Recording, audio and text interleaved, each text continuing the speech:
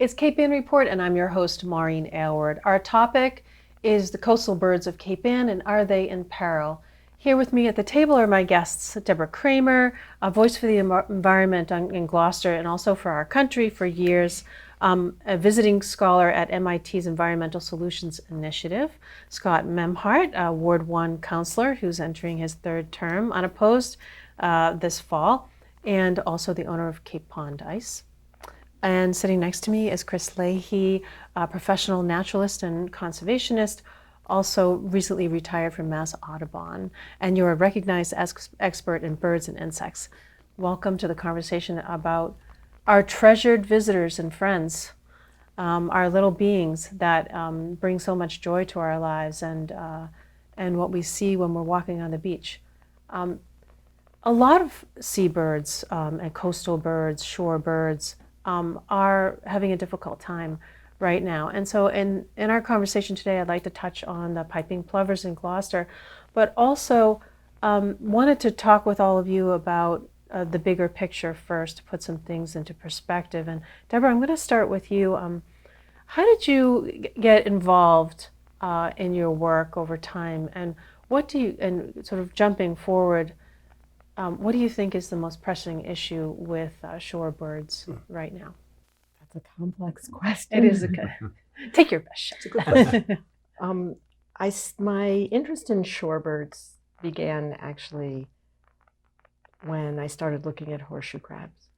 And I went to Delaware Bay and I saw thousands of horseshoe crabs coming into spawn on the Delaware Bay beaches, and thousands of shorebirds eating the horseshoe crab eggs.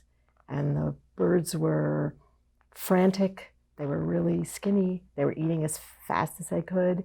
And I wondered where they had come from, that they were so hungry, and where they were going, that they were in such a hurry. And that's how I started looking at shorebirds. And writing about them too. Yeah. And horseshoe crabs.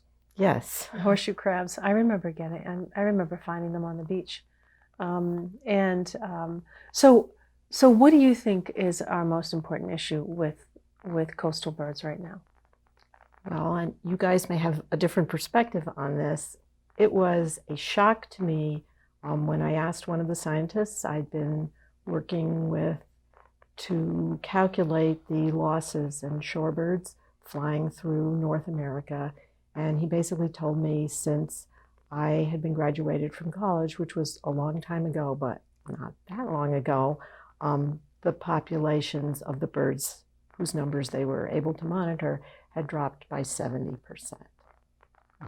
And that's, that can be writ even larger than that in one sense. I mean, if you look at global bird populations, currently 15% of all the bird species on the planet are endangered, not 15%. rare. Or 15% are endangered, are in danger of extinction. So that's in other words, they may be gone in one sense, because in some cases there's nothing that can be done to do that. And then there are several levels below that. So bird populations in general, and that of course includes birds on Cape Ann, are having their problems. And that the spectrum of problems is a bit daunting. What are you seeing, Deborah? Well, just another way of looking at the number you just gave. Historically, before we arrived on the scene, you would expect one bird extinction perhaps every 1,000 years. In my lifetime, I think there have already been 8 or 9. In terms of what the issues are, one really big issue is habitat loss. They're losing their homes along the edge of the sea because we're encroaching on their homes. And then coming up, the change in the global warming is going to affect that even more. And sea level rise will destroy certain habitats for the beach nesting. Yeah. So, Chris, what are you seeing? And on Cape Ann too. I mean, larger. What you just gave us same. I mean, again, just a bit of perspective. If we go, back to even like 1800, for example, and look at shorebirds, focusing on shorebirds, the shorebird populations of North America were immense. We're talking about millions of birds. And at some point, somebody perceived, oh, there's a market here. Game hunting was huge. People were making huge amounts of money. And just to give one anecdote. Plumage. That was later. Oh. No, first of all, food. Okay. And there were anecdotes, there are many anecdotes, but the one that sticks with me is on Nantucket Island in the fall, there would be these immense fallouts, as the ornithologists say, of migratory golden plovers, Eskimo curlews, now probably extinct, and other shorebirds. The market gunners knew this, headed for the island, and there was this great fallout. They shot and they shot and they shot until they ran out of shot and had to send back to the mainland for more ammunition, meanwhile filling barrels and barrels full of golden plovers, which were salted down and then taken to the Boston market for food. These were sold in restaurants as delicacies and whatever. Those populations at that stage diminished by 70%, something like that, maybe more. We've had a lot of protection efforts since then, of course, and there are people that will say, well, our shorebird populations have recovered. They haven't come close to recovering to those historic sort of levels. And now, as Deborah was pointing out, they've got these other threats. We're no longer killing them by the thousands by shooting them, but we're destroying their habitat through climate change, disturbing them in many other ways. So shorebirds are very hard hit. So they're in serious decline. Shorebirds are in serious decline, but they're also threatened. And let's go right to the piping plovers here in Gloucester, because Scott, I want to bring you into the conversation. And certainly this is getting a lot of attention on Cape Ann, and especially on Good Harbor Beach. We had a pair, nesting pair, and they also had several chicks. And it's capturing an imagination for lots of folks here. And that's wonderful, I think, highlighting it. But it's also highlighting what we've lost in a lot of ways, that the piping plover population has declined so that we only have one nesting pair on Good Harbor Beach. So Scott, from your perspective as Ward 1 Councilor, what is the city doing? What has the city done? Because I guess it has done a lot of really good things. And Deborah and Chris also jump in here when we're talking about what the city of Gloucester has done. We're doing some good, and it's hopefully it's not too late for us. I mean, although to get to Good Harbor Beach, you drive by the Stop and Shop CVS Plaza, which is all filled marshland as part of that habitat that we wiped out in a way. But this year was really a remarkably positive success story for Gloucester's Good Harbor Beach plovers. Totally. We had 3 chicks that survived and fledged out of a nest of 4. And I think that's 3 that fledged and flew south. That makes it a total of 4 now since for the last 4 or 5 years that have survived. So last year we had a 0 success rate, unfortunately. And that was the year they nested in the Good Harbor Beach parking lot. So this year they were able to nest in the dunes, and we worked with our partners at Greenbelt, had a fence enclosure, and carefully monitored the birds and protected them from a lot of human intrusion.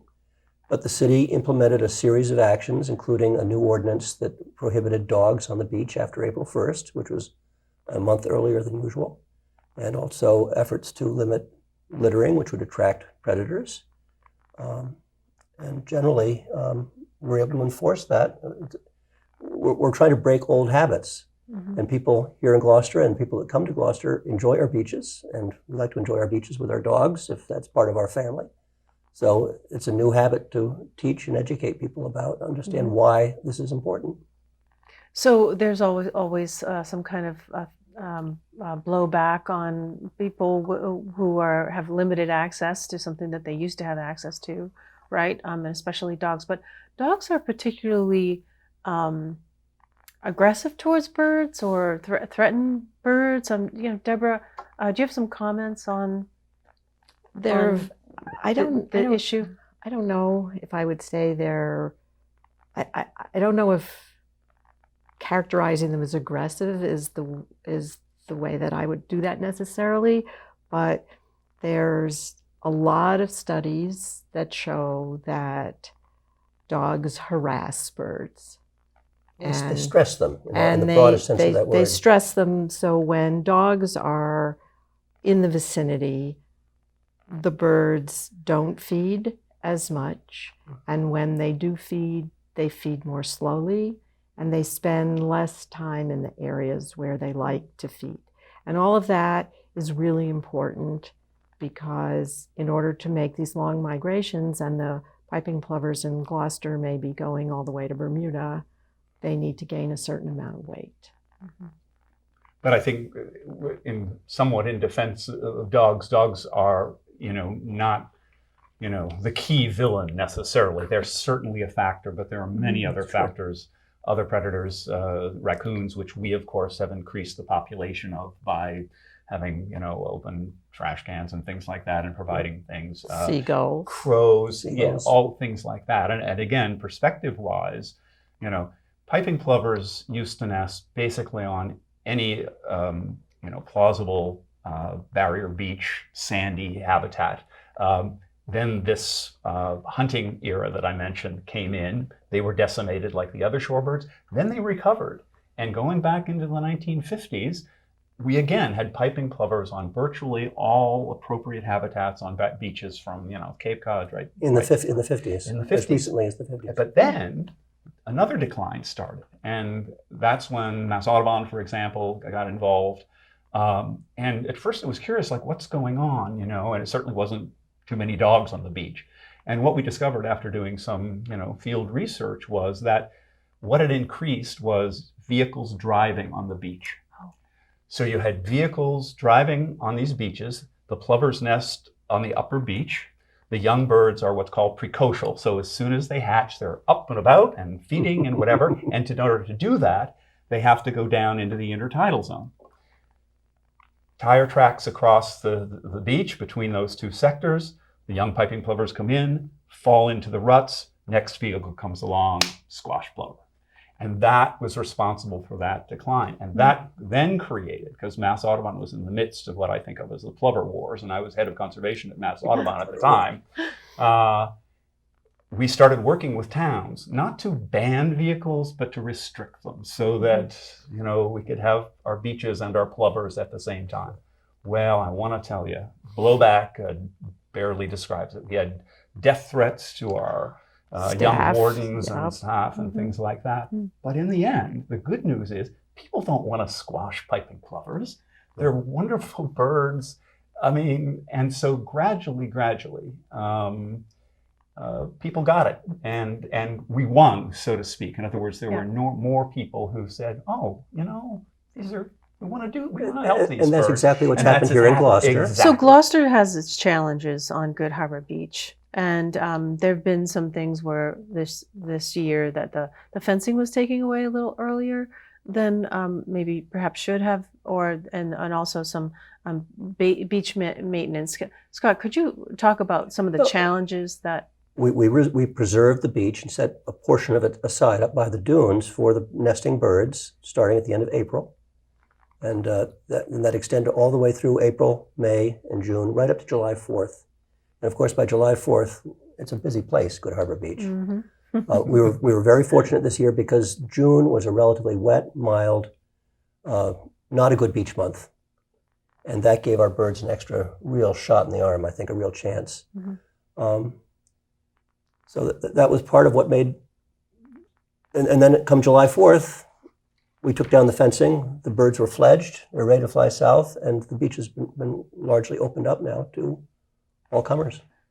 Right. So what kind of challenge does that pose to the birds, though, if you're pulling some things down early, or perhaps should the fencing stay up a little bit longer, Deborah? I think so. There are many cities and towns and state beaches in Massachusetts where the fencing is kept up until the birds actually fly away. That was not the case here. If the fencing had been taken down on, let's say we'd had a nest on Coffin's Beach and the fencing had been taken down, I don't think we would have been so concerned about it because it's only a small hop over to Cranes where the birds are very well protected. In this case, there was ample evidence that the enclosure was serving as a refuge for the birds when the beach was so very, very crowded. And piping plover chicks love to eat in the rack line.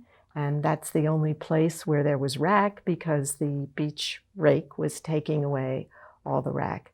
So I think we would have, and it was the only refuge during the storms because it was the only place that had the vegetation and That hills hadn't been because disturbed they weren't going into the dunes for some reason. We also had the relief valve of the marsh for these right, birds, which wasn't a particularly pressured environment relative to the bathers and Right. the people at the beach. right. That was a wonderful, wonderful thing. When the tide was high, though, they were in the enclosure. So I think we would have felt a little more comfortable if the fencing had stayed until the birds actually left, the way it's done on many other beaches. In addition to which, it helps protect the birds from the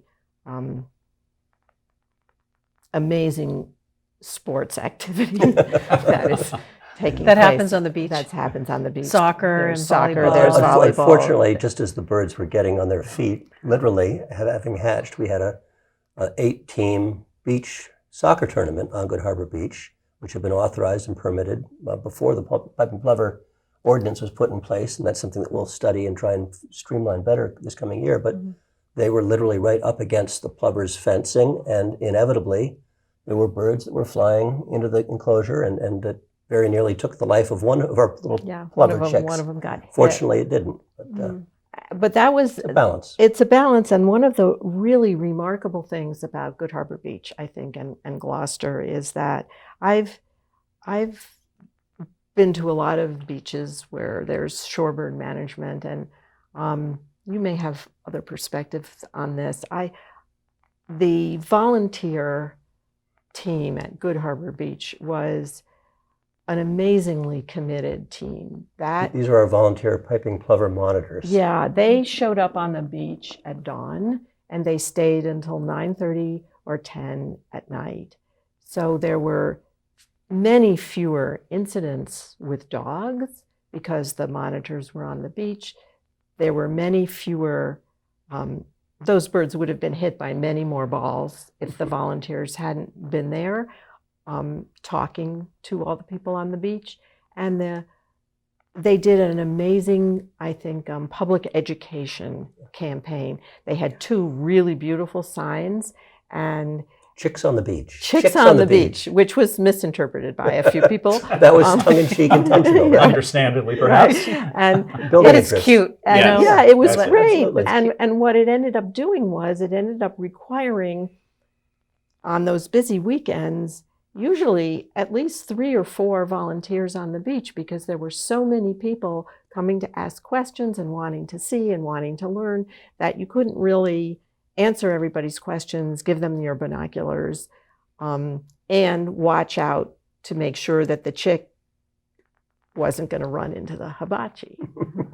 And far from having a different perspective, I think that's right on. And, Mass Audubon has this coastal waterbird program. We hire an army of interns for the summer or whatever, but we're based where the largest populations of piping plovers are on the south of Boston kind of thing. And they're paid and they do exactly what these volunteers have done here. And I couldn't agree more to underscore the education is a huge part of it, just interacting with people, because people don't know from piping plovers. Right. And once they see them and understand that they have these long migratory issues and that they're federally threatened, it's huge. And they all wanted to see the little fluff balls on Yeah. the Oh, sticks. They're so running. lovable. Right. They're Yeah, very and lovable. so I was on that beach a lot, and I very rarely experienced any hostility from anybody. And people would come back repeatedly. They would just find out how the chicks were doing. Yeah, it's really a fascinating thing seeing this love for the piping plover, the awareness. How can that extend to other shore birds and understanding that their case? Just to change the topic for a minute and look at climate change, because we're coastal towns here in Cape Ann, and we do have an amazing array of birds that travel through here, especially in the wintertime. But climate change is changing things for us and bird populations. And Chris, I guess shoot, the first question to you is, what are we at risk of losing with climate change, the threats that climate change we face with climate change, especially around ocean acidification and the mollusk population, which is part of the food source? Can you kind of pull this together for us? Yeah, well, simply that, as you indicated, that Cape Ann is coming from former Mass Audubon staff, Cape Ann is and a Cape Ann resident. Cape Ann is a wonderful place for birds at all months of the year. But it would probably surprise people to know that people come literally from all over the world, bird watchers here, mainly for the winter birding. Huge numbers of migratory birds coming from northern breeding grounds starting in sort of late October, November. You know, you can go to a place like Andros Point, Halibut Point, or whatever, and see on some days hundreds or thousands of gannets, these huge, almost albatross-sized birds, plunge diving from the air on catch fish. They're my favorite bird, by the way. Yeah, beautiful. It's it's extraordinary birds. And you know, also large numbers of things like loons and these auks, these kind of little penguin-like birds and things like that. Are the auks new, or have they been around? Oh no, they've been around. This is the group of birds that puffins belong to. And of course, everybody knows about puffins. Puffins are one of our rarer auks here. They do occur annually, but we have 4 or 5 other species that are sort of quite regular. So so all of these winter birds, and there's a great variety of them. And we have this very spectacular duck called harlequin duck, which looks like one of the folk names is lords and ladies, because the males have this just spectacular red and blue and white polka dots, and iridescent. Yes, sort of. They're great birds. Nobody can see a flock of harlequin ducks, and they're also very active. The Latin name is histrionicus, and that's because on a quiet day you can hear them sort of piping and talking to each other, and they feed in the intertidal zone. Anyway, lots of variety. Needless to say, all of those birds feed on something. Almost all of the sea ducks, including the beautiful harlequins, feed on mollusks. They dive for the mollusks, they ingest the mollusks, they digest them with in their gizzard, kind of. They don't chew them. When you say mollusk, are you talking about limpets and snails and mussels? All of these different birds. So we have 3 species of scoters. We have another beautiful duck called long-tailed duck. The harlequins we mentioned, and a number of others. But in terms of what they're eating, they're eating the spectrum of shellfish. Okay. Everything from limpets, which is what the harlequin ducks are picking off the rocks, to our eiders, which we have a wonderful growing population of, which dive for larger mollusks or whatever. Okay, so ocean acidification. Clams. What's that? Clams. Yes. Any mollusks, periwinkles, scallops, all of those. So ocean acidification, what does that do? It erodes the shells of mollusks, so it decreases mollusk populations. You decrease the mollusk population, and guess what happens to the birds? Right. So, what about salt marsh sparrows? Do we have any? Well, salt marsh sparrows. Do we have any up here? They have another. I once found a pair of salt marsh sparrows in the salt marshes behind Good Harbor Beach. I haven't been back every year to check on them. It's not They are semi-colonial. They're weird birds.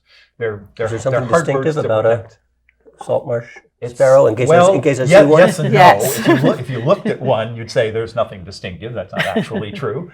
But they are now endangered. Largely, there's a bunch of things going on. One of them being chemical toxicity in the marshes, but another one just being they nest exclusively in shortgrass salt marsh. Yeah. And guess what's happening to that? Less and less. Sea level rise. Flooding. It's coming out. And they're not going to go inland and nest in some other kind of grassland. That's their habitat. So in terms of the city, Scott, this city has done a lot of work in resiliency.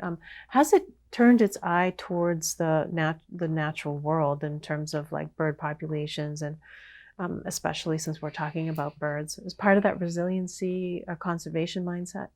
I would say that's further down the road, that most of the city of Gloucester's concern about coastal resiliency right now is focused on the infrastructure of the impacts of sea level rise on our sewer pumping stations, on the sewer pumping substations, and on those key arteries and roadways that we know get flooded periodically, whether it's at the Riverdale Mills or on the fort or on the causeway and at the Gloucester High School. So those are the kinds of impacts. So I would say that in terms of the city's planning process, I'm not aware of those environmental impacts in terms of the natural habitat and the bird populations being very high up on the city's agenda. How could that get higher up in the city's agenda? Well, in terms of understanding, like, and I'm putting you on the spot, the environmental impacts both for birds and other I'm not mammal sure we can. creatures. I think we need to worry about ourselves here first. Okay. Well, the high school parking lot.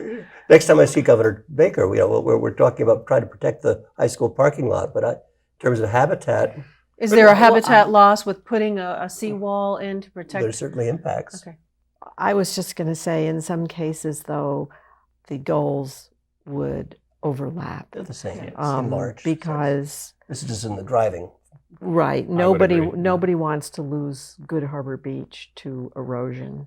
So, and it does have salt marsh behind it. Mm-hmm. So it is one of Gloucester's beaches that has the potential for being able to migrate. So anything that we would do to build up that beach, that would be to stop raking it, for example, will both help us hold on to our beach longer, but will also help the birds. That's Yes. one Right, area there's where lots I of those think things. They are the there's same. overlap. Yeah, there are a lot of And those there synergies. there are places where actually sea level rise will improve local habitats. There are a whole bunch of places where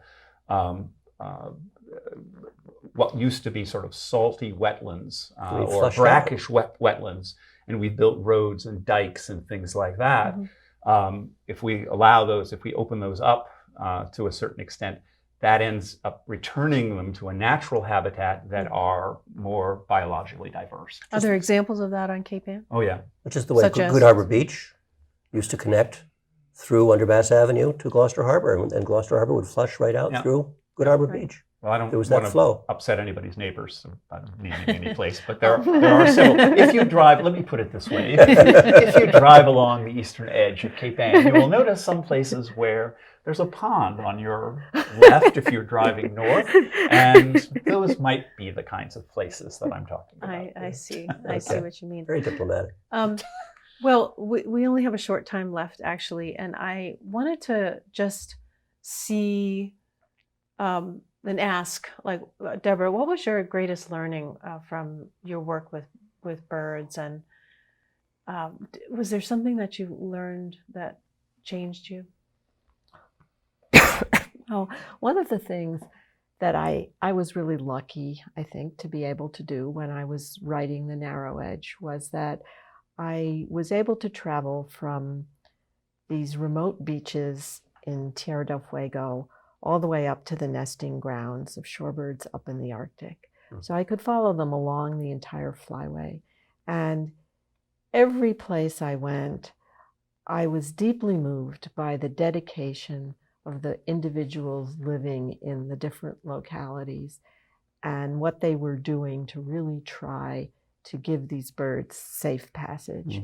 And it was really moving to watch it, because when you think about this migration, it's been described, shorebird migration, as the sort of necklace between South America and the Arctic, these stopovers. And with everybody focusing on each different stopover, you can actually make a big difference. And I was deeply moved by the dedication of so many people who really have the long view and who are going to work through all of the clashes and all of the disagreements until it works. That's great. And we certainly have a community of dedicated people here We do. on Cape Ann to protect our coastal birds. That's all the time that we have on Cape Ann Report. Deborah, Scott, and Chris, thank you so much for joining me. Check us out on social media, and I hope that you'll tune in another time to check out Cape Ann Report. Until the next time, take care.